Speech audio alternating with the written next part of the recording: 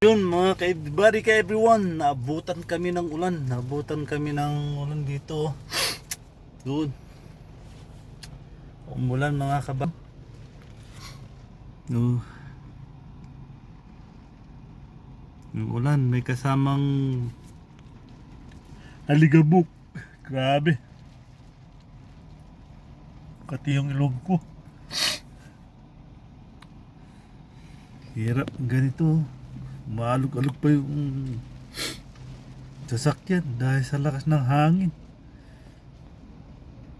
So shout out sa lahat ng mga nandito sa lugar na to, mga ka-everybody, ka-everyone. Dito sa may bounce, ayan o, nagtatakbuhan sila. Sila ate. Malakas yung hangin. Dito kami sa may bounce mga ka-everybody. So, mawag pa yung amo kong babae na umuulan, sabi niya.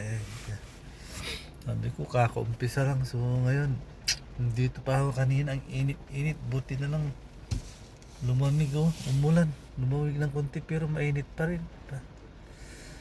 Kumikidlat-kidlat pa. Naku po. Yung kidlat pa naman dito mga ka-everybody, pababa. Mahaba pa. Nakakaukat-ukat. So shout out lahat sa mga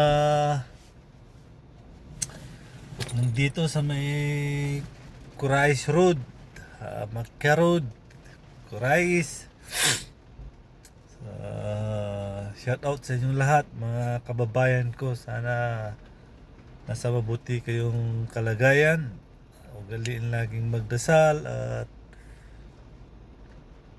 laging isaisip sa puso si Lord, kasi yun lang ang sikreto para humaba ang buhay.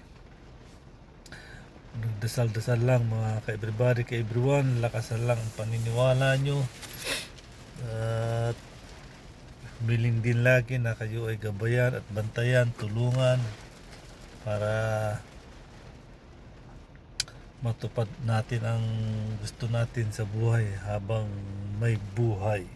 Diba mga ka-everybody? Ay! Ganito mga kabady. Malakas pa rin yung ulan. Malakas yung hangin putik